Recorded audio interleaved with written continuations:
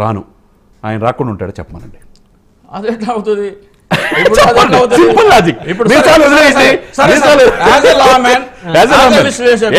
తెలంగాణలో 7 నియోజకవర్గాల్లో గెలుస్తున్నాం, ఒకటి అటు ఇటు ఉందని చెప్పారు ఈయన.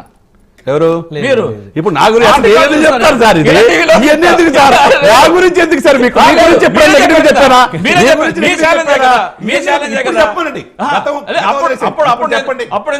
చెప్పండి విశ్లేషకుడు ఇప్పుడు పవన్ కళ్యాణ్ గెలుస్తాడా లేదా? సార్ ఒక్క నిమిషం, మనతో ఫోన్ లైన్ అక్షయ్ సత్యం గారు ఉన్నారు, వారితో మాట్లాడదాం. సత్యం గారు గుడ్ మార్నింగ్ అండి. Sir good morning sir. మీకు సోదరులు చింతా రాజశేఖర్ గారికి, చింతా శ్రీనివాస్ గారికి good morning sir. Right sir, right. Satyam గారు మొత్తానికి కనుక చూస్తే కాన్ఫిడెన్స్, ఓవర్ కాన్ఫిడెన్స్, ఈ 2 పదాలు ఇప్పుడు మనం పెద్ద ఎత్తున వాడాల్సినటువంటి పదాలు. ఎందుకంటే ఎవరికి వాళ్ళు కాన్ఫిడెన్స్, ఓవర్ కాన్ఫిడెన్స్ తో ఉన్నారు. మేమే గెలిస్తే ఇప్పుడు చింతా రాజశేఖర్ గారు దాదాపు 120 నుంచి 130 సీట్ల మధ్యలో వైఎస్ఆర్ కాంగ్రెస్ పార్టీ అధికారంలోకి వస్తుందని, అధికారంలోకి రాకపోతే చింతా రాజశేఖర్ గారు సగం మీసం దించుకుంటానంటూ సవాల్ కూడా చేశారు వైసీపీ. సార్ ఇప్పుడు వైసీపీ రాకపోతే సగం మీసం తీసుకుంటాను, పవన్ కళ్యాణ్ గారు గెలిస్తే గుర్తు తీసుకుంటాను అన్నట్టుగా మాట్లాడుతున్నప్పుడు ఆయన వైసీపీ మనిషి అని అర్థమైపోతుంది. ఒక ఎనలిస్ట్ కి ఎవరి అభిప్రాయాలు వారికి ఉంటాయి, అవి వద్దులే సార్. జనాలు తెలియాలి, ఎనలిస్ట్ అనేవాడు ఏ పార్టీ ఓడిపోయినా ఏ పార్టీ దగ్గర తన భావాలను చెప్పాలి. రెండో పాయింట్, నా అసెస్మెంట్ గురించి చెప్తున్నా. కాన్ఫరెన్స్ మీరు మాట్లాడినప్పుడు మాకు ఛాన్స్ లేదు, నాకు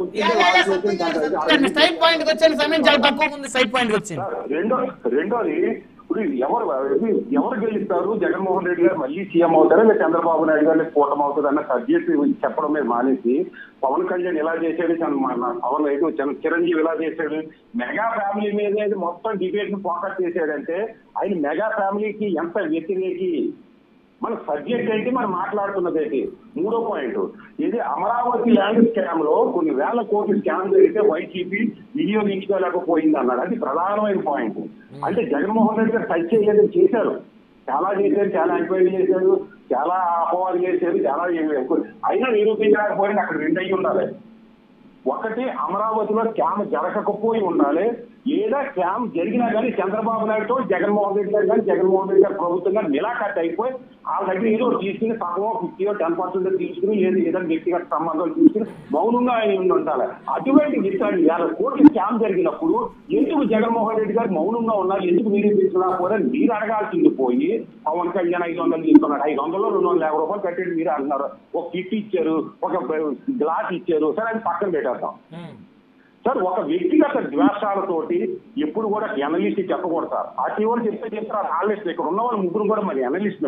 ఆ ఎనలిస్ట్ కోణం నుంచి దాటి బయటకు వెళ్ళకూడదని చింతా రాజశేఖర రెడ్డి గారికి చెప్పిన. పవన్ కళ్యాణ్ గారు ఏంటి సార్ ఇది? అభిమానం వారికి ఆయన మీద. అక్కడ వచ్చిన ప్రశ్నలకు సమాధానం చెప్పాను నేను. టాపిక్ లో వచ్చిన ప్రశ్నలకు సమాధానం చెప్పాను. ప్రతిదీ టాపిక్ లో లేవనెత్తిన ప్రశ్నలకు సమాధానం చెప్పాను. సత్యం గారు సమయం తక్కువగా ఉంది. మొత్తానికి ఎవరిది కాన్ఫిడెన్స్ అనుకోవచ్చు, ఎవరిది ఓవర్ కాన్ఫిడెన్స్ అనుకోవచ్చు సార్? ఇప్పుడు మీరు ఐపాక్ సంస్థ ఉంది సార్. ఐపాక్ సంస్థ అనేది జగన్మోహన్ రెడ్డి గారికి ఎక్కడెక్కడ సలహాలు ఇస్తూ పలానా కాన్స్టిట్యూషన్ ఇంత బలం ఉంది, ఇంత బలహీనత ఉంది, ఇక్కడికి వచ్చి ఇస్తాననే సంస్థ అది. ఆ సంస్థ జగన్మోహన్ రెడ్డి గారికి ఎప్పుడు ఒకటి సలహాలు ఇస్తారు. ఆ సంస్థకి జగన్మోహన్ రెడ్డి గారు సలహా ఇచ్చేది మనం నేర్చుకున్నామని దానికి అర్థమవుతుందా? దాని బ్యాక్గ్రౌండ్ ఏంటంటే ఆ సంస్థ చెప్పుకుంటూ వచ్చి మనం ఓడిపోతున్నాము, మీరు ఘోరంగా ఓడిపోతున్నారు. జూన్ 9వ తారీఖున ముహూర్తం కూడా పెట్టారు వైజాగ్ లో జగన్మోహన్ రెడ్డి గారు మళ్ళీ 2వ ముఖ్యమంత్రిగా ప్రమాణ స్వీకారం చేసేందుకు. అది కూడా చెప్తాను సార్. మంచి పాయింట్ గుర్తు చేశారు. సో మీరు చెప్పిన సార్ మీరు ఓడిపోతాను మీరు అనకంటే రేపు పొద్దున మా ఏజెంట్లు ఎవరో పోలింగ్ బూత్లోకి మనం గెలుస్తామని పబ్లిక్ గా చెప్పారు. రెండోది బొత్స సత్యనారాయణ గారు ప్రెస్ మీట్ నిన్న చెప్పారు. మన సీఎం గారు మాట్లాడి ఎంత ఆయన పేరు చూడండి, మేము ఓడిపోతున్నాము, మా కర్మ ఏంటి, రేపు పొద్దున ఎలా బతకాలి ఆంధ్రాలో అన్న పేరు, రామచంద్రారెడ్డి గారి పేరు చూడండి, ఆ పేరు చూస్తే వైసీపీ ఓడిపోతుందని. ఇదంతా ఏంటంటే ఎందుకు చెప్తా ఉంటారంటే 170 300 రూపాయలు ఎందుకు అంటారంటే ఏదో ఏజెంట్ వెళ్ళకపోతే పార్టీ పరుగు పోతుంది, ఆ ఏజెంట్ పోలింగ్ బూత్ ఏజెంట్కి వెళ్ళేలాగా అందులో డేలా పడిపోకుండా చివరి వరకు ఉండేలాగా ఏదో మరొక పార్టీలో మెలాఖత్ అయిపోయి 2 రూపాయలు గెలుస్తా ఉంటారు. వాళ్ళకైతే అది ఓడిపోయినా గెలిచిన ఎనలిస్ట్ సంబంధం ఏంట? ఒక వ్యక్తి మీద, ఒక పవన్ కళ్యాణ్ మీద, ఒక చిరంజీవి మీద, మీరు చిరంజీవి నా ఓటు వేయలేదని చెప్పడం పౌరుడి బాధ్యత. అది కూడా చెప్తున్నారు రాజశేఖర రెడ్డి గారు. రజనీకాంత్ ఏం చెప్పారు ఆయన?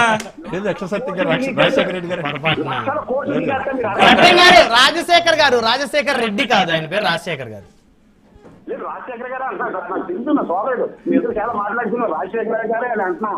ఓకే. రాజశేఖర రెడ్డి గారు అంటారా ఇంకో మార్చుకుంటారు లేదు నాకు తెలియదు కానీ తప్పది నా సోదరుడు చాలా సార్లు వాదించుకుంటా రైట్ సత్యం గారు సమయం లేదండి. రైట్, ధన్యవాదాలు అండి చర్చలో పాల్గొన్నందుకు. మొత్తానికి ఫైనల్గా ఇప్పుడు ఈ డిబేట్కి సంబంధించి ఫైనల్ కంక్లూజన్కి వస్తే చింతా రాజశేఖర్ గారు 120 నుంచి 130 స్థానాల్లో వైఎస్ఆర్ కాంగ్రెస్ పార్టీ ప్రభుత్వం ఏర్పాటు చేస్తుందనేటువంటి ఒక అభిప్రాయం ఓటింగ్ సరళిని బట్టి అభిప్రాయంతో పాటు ఆయన ఒక ఛాలెంజ్ కూడా విసిరారు. మరి ఆ ఛాలెంజ్